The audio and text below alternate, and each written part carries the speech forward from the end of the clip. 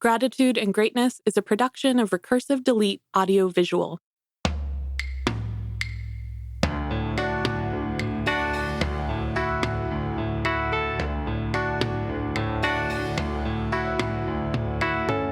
Grief, Gratitude, and Greatness explores reconciling grief, the gratitude that allows us to persevere, and the greatness we achieve when we connect with purpose. I'm your host, Sarah Shaul. There are artists in our world who address our grief with their talents. Lori Mason is one of those people.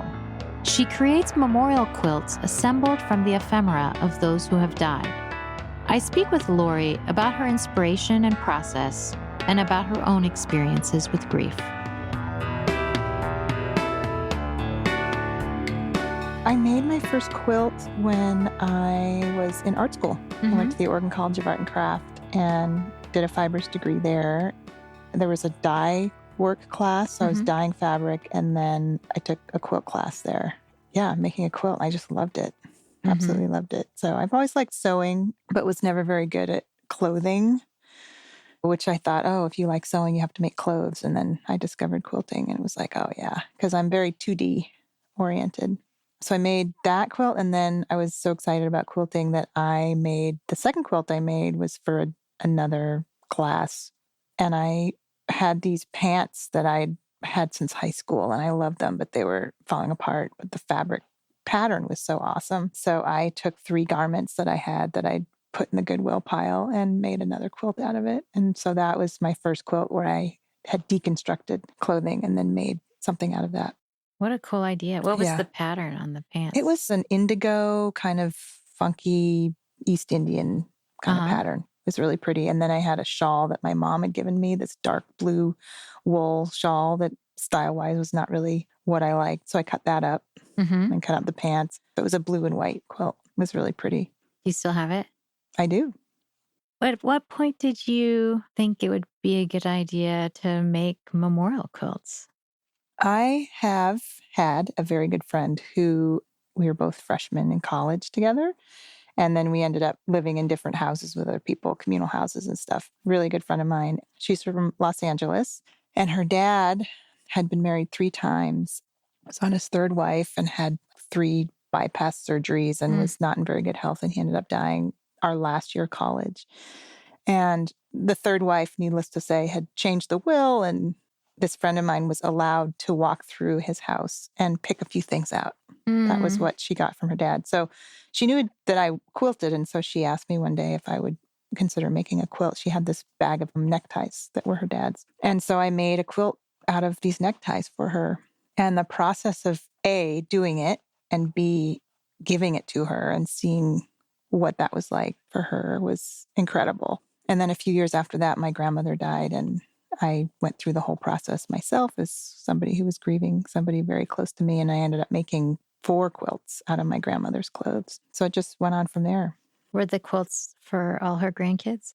So it's just me and my brother and a cousin. So there's only 3 of us. And I made 1 for each of us, and actually 2 for me and then 1 for my brother and my cousin. Oh. Yeah. So it was neat. You know, because I went back, and this was like 2 weeks after she had died. And my grandfather they'd been married more than 50 years. He just wanted us to get rid of everything. You know, it's very Germanic. He's Austrian. So me and my mom and my aunt went through her closet. And of course, anyone who's gone through having to go through somebody's closet knows how hard that is and how hard it is to think about getting rid of anything. And each piece of clothing has some sort of memory. You know, we found gloves and we found garter belts from like the 20s and, you know, just incredible stuff. But all of these fabrics and clothing that I'd seen her wear, I was like, nope, can't get rid of that. Can't get rid of that. Get rid of that.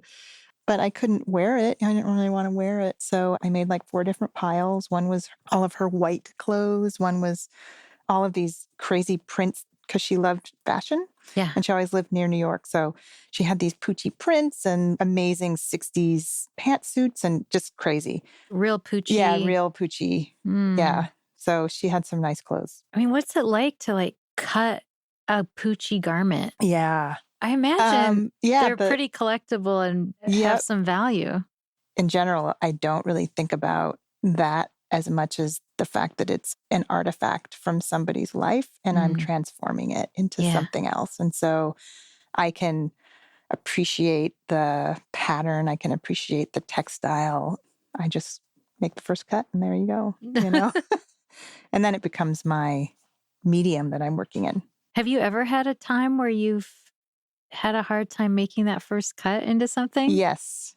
I made a quilt for somebody whose father had died, and he had this amazing collection of tailored shirts that were specifically tailored for him.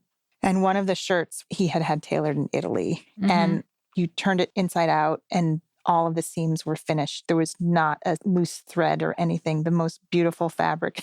So I did pause for a moment, but I was like, yep, my job is to change these into something, Right. you know, for somebody. Back in the day, I used to be a purveyor of vintage clothing. Yes. Oh my gosh. The idea of just seeing those shears cutting through an immaculate garment. That's a tough one. I'm glad it's not my job. I think the idea that certainly how I approach it is that it's just changing form, and the form that I'm making is also equally as beautiful, but just a different function. So what's the process like? You know, when somebody contacts you, People can be in various states of readiness. I mean, I suppose when they contact me, they are ready to sort of relinquish these mementos from somebody. And sometimes they have no idea what they want. And so we look on my website, we look at quilts that I've already done, and we talk about pattern. I listen to them talk about their loved one. I ask them questions about who they were, because that often will inform either the design or what I'm thinking about as I'm working.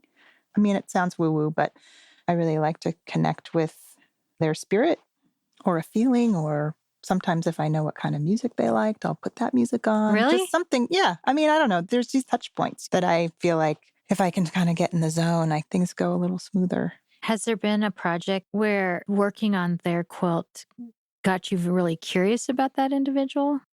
Almost everyone, but one that's standing out right now was my first sort of younger person who had died. This girl was 16 when she died, and her mom asked me to make a quilt out of her clothes. She also sent along these drawings that she'd done.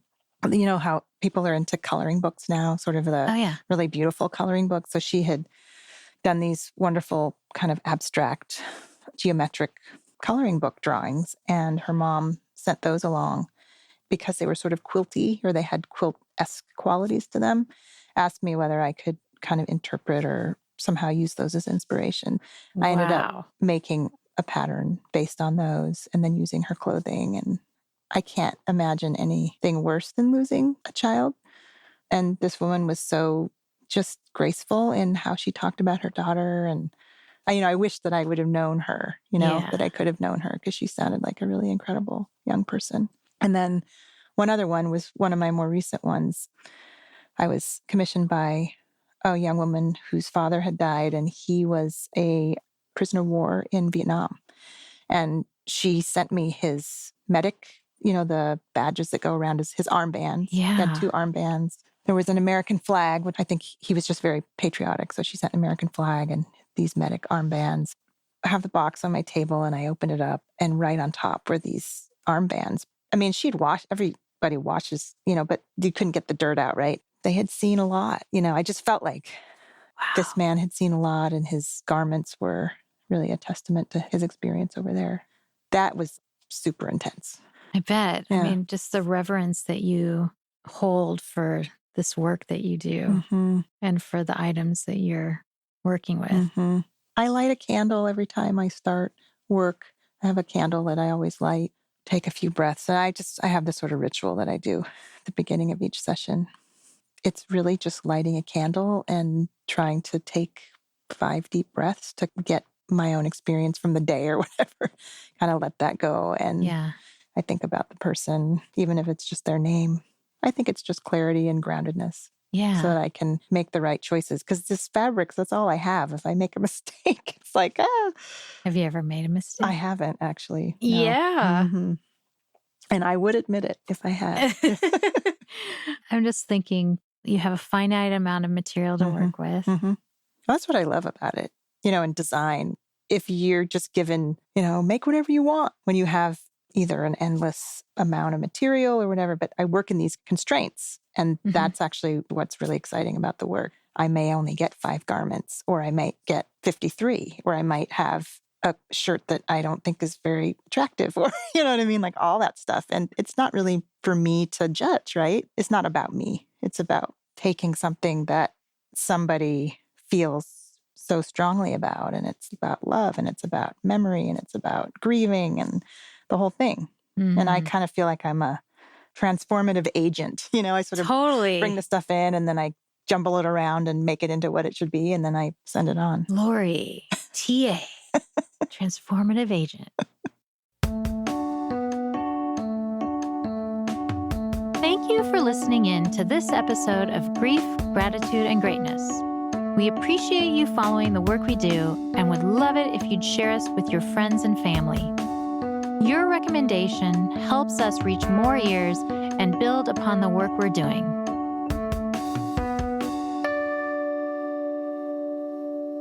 And these people are all over the world, so it's not like you get to see them receive these quilts. No, I don't. But the responses I get are like the best, I mean, just the idea of being able to lay beneath a quilt, something that's so comforting that speaks of the person that's been lost. It's just, that's all we want is just to be wrapped up by that person who's gone, right? Yeah.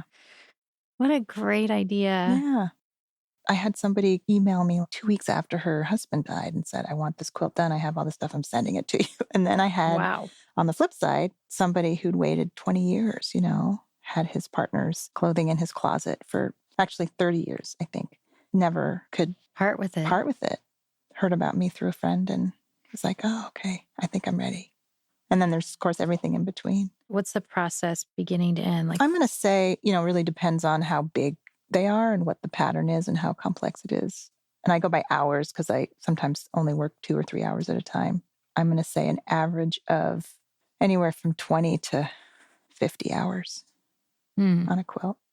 And then I have a professional machine quilter who I piece everything together. And a lot of times I'll piece the back together as well because maybe some fabrics didn't make it onto the front, or maybe there's some special fabrics or things that have a lot of words in them. Maybe there's a graphic or something that I didn't want to put on the front. A lot of times I'll piece together a back, which is sort of nice because it's like the flip side and it can be, the underside of the quilt.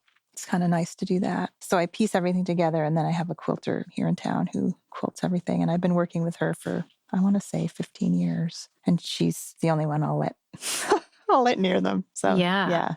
I'll bring them over and she's like, oh, who are we working with today? She's also really excited about being able to be part of the process. What a big sense of responsibility. It's great that you have a partner that has that equal level of respect as you do. Totally. I know you've had your own share of grief too.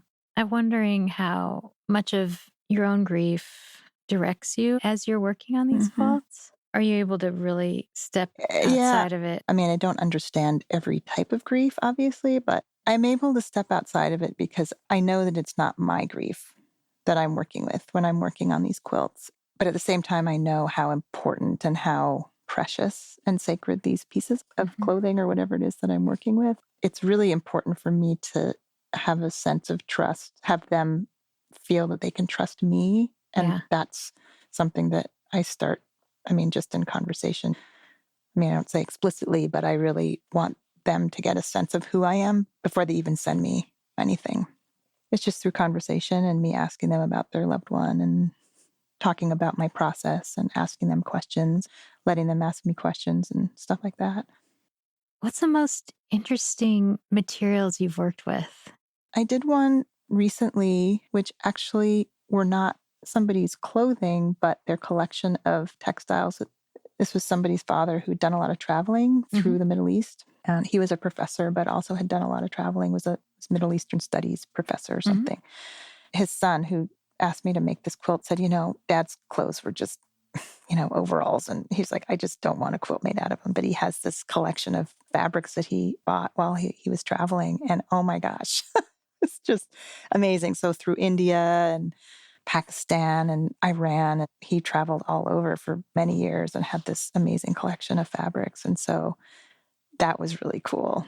Isn't that fascinating how you have this individual who wore overalls Yeah. and whose own personal sartorial choices Mhm. would be so bland? A person like that collecting textiles? Yeah. Doesn't that seem weird? It does a little bit, but I mean, that's great. I Yeah. love it. yeah. Were they garments or are they fabric?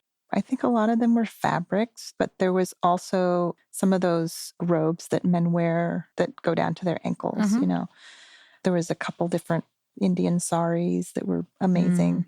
And what was so cool was that the whole collection had black and white colors and also a lot of pinks and magenta. So the whole quilt's sort of pink and black and white and magenta. And Sounds real like 60s. yeah. Yeah. It was so inspiring and so joyful.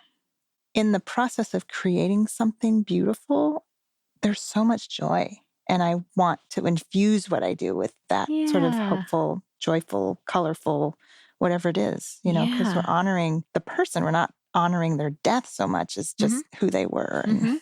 yeah. It sounds super fun, actually. Yeah. I mean, it sounds kind of like a puzzle. Where do I match these up? And Yes. sounds super fun. Yeah. Well, now I have this sense because I've done so many of them that any puzzle I'll be able to figure out. So I have a confidence there that I didn't maybe in the first few years I was making these. I'd be like, oh, I hope I don't mess up, or oh, I hope I don't, or I hope I have enough of this if I make a pattern that has this color or whatever. But my most current one that actually isn't finished yet is another interpretation of a painting that somebody did. And it has this huge tree.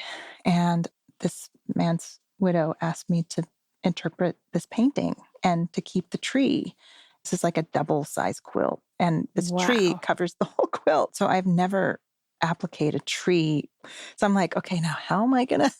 It was a super duper puzzle, but I figured it out and I got the top all made and I'm just so excited. And this is the point. Oh, Once I cool. make the top, I'm like, okay, just can't wait to give it to her. I just can't wait. She's going to love it. So, you're asking, how can I support the awesome work that's happening on the Grief, Gratitude, and Greatness podcast? Become a backer on Patreon. Your support allows us to deliver conversations that help to dissolve the stigma and evolve our culture around grief. You'll find a link to contribute via Patreon in the show notes. And if you have something valuable to offer our listeners, let's talk. We'd love to invite you to sponsor the show. The people who are grieving are somewhat conditioned to not bum other people out and not bring up the person who's gone because, that's going to put a sour tenor over whatever's happening. Or it's so crazy not to talk about people. Yeah. But I don't know if taboo is too strong of a word, but it definitely seems like it's an unsaid social norm to let's not go there. Yeah. So, I'm sure when you're asking questions, it probably perks people up. Yeah. What's one of the toughest questions you feel like you've had to ask somebody? Well, I want to say that I had a tough question that I didn't ask because of the taboo around suicide. And I didn't actually know that this client's son had taken his own life, but the very fact that she wasn't talking about how he had died, and he had died, he was in his early 20s, I had a hunch that it may have been suicide. And normally I do ask people if they want to share how the person died, and I didn't ask her. And I'm wondering now whether I should have, because I am like carrying on that feeling of that she couldn't talk about it if she wanted to. It's sort of this touchy thing where it's like, well, if somebody doesn't share it off the bat, I don't want to press them. I often like to say that I'd rather talk about how a person lived than how they died. Mm-hmm. And I say that because my experience has been that when I share about someone who's recently deceased, I get asked two questions. How did they die and how old were they? Mm-hmm. And that seems to be about as far as some people's attention span holds them to ask questions about how somebody lived, especially in the work that you're doing, because your quilts are a representation of their life. That's right. Not their death. And I think that's certainly what I lead off with. Tell me about what they like to do and what you guys like to do together and all that. I don't need to focus on how they died. But a lot of times they'll just want me to know this person battled brain cancer for 9 years and it was really hard. Yeah, they can tell their story. And then that story gets kind of wrapped up in the quilt, whether it's something that's obvious design-wise, like the tree, or Yeah. just something that's there because I was thinking about them as I was making it. I was watching a video about your process. Mhm. It's really beautiful. Thank you. It's obvious you take your work really seriously. But you had shared something just very briefly about having a friend, something about not knowing what to say. My best friend in high school, I was 18, she was 19. Her sister died suddenly. She had an older sister.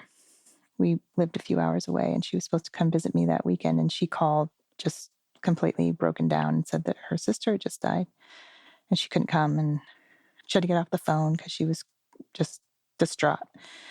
And I had never had anybody close to me die. I had never had a family member die that I was close to or a friend who'd lost somebody. I just had no idea what to say, what to do. And in the course of that initial conversation, she just said, I got to go, whatever. She had to fly back east. And I said, I don't know what I said. Call me when you get back or call me when you're ready or where you can talk. And I just, in my mind, I thought, okay, well, she's grieving. I don't know what to do. Maybe I'll just leave her alone and let her call me when she's ready. And I want to say, I have very few regrets in my life. I tend to just look at things as, learning opportunities, but that is the one thing that I regret in my life is that I didn't pick up the phone and call her. And I didn't pick up the phone for like 2 months. And she, at the end of the 2 months, I think I missed the memorial service. I didn't send her a card. I think I may have called her once and I got a busy signal or something like that. I think that was probably the worst thing I did to anybody in my whole life. And it's amazing. We're still friends. I want to say she was so angry with me, rightly so. When I was a junior in college, I spent a year in England and I had 3 weeks prior to when school started over there to travel around. And I really wanted to visit Scotland and Ireland. And so my friend went with me. It was super rainy. And she's like a sun goddess, even though we both grew up in Seattle. So it was rainy and she was not happy about that. And we were in a youth hostel and I don't know how it came up, but we had a very intense conversation and I wasn't sure at the end of the conversation whether we were still friends.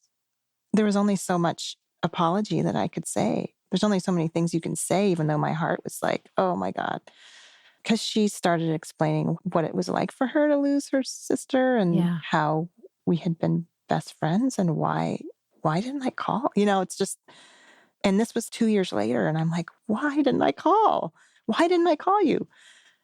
I couldn't answer that, except that I was afraid of her sadness or something. I don't know. I was afraid she would be mean to me if I asked the wrong question or, just these really stupid whatever. I was 18. I had no idea what I was doing. Well, some of us are much older than that and have no idea what we're doing. I know.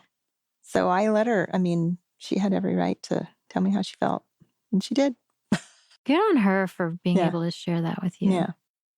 And good on you for being able to take it and hear it. Yeah. Even with all this work I do to explore, I feel like I still often come up empty with knowing what to say to people when they're grieving. Because I think for me, it's really important not to just deliver a canned response, Yeah. The advice you get to not give advice, which I think is really good, and not to talk about yourself, because that's the first thing you want to talk about is like, I know how you feel. I blah, blah, blah. Like, no. Sometimes it's just, I'm here, I'm listening. That's all you need to say. Lay it on me. Yeah. What do you want to say? Or do you want to talk about the Blazer game? Whatever. You know what I mean? Like if you are tired of talking about your grief or whatever, do you want to just go get a sandwich? Yeah. That kind of thing. Giving them an opportunity not to have to be the grieving person. When you're grieving and in that space, it's hard to be real with people that can't imagine the depth of pain that you're experiencing. So when you have someone close to you who doesn't counter your grief with their own experience and who can actually just let you know that, hey, I know this is tough. Mhm. I know how you're feeling is heavy. Mhm.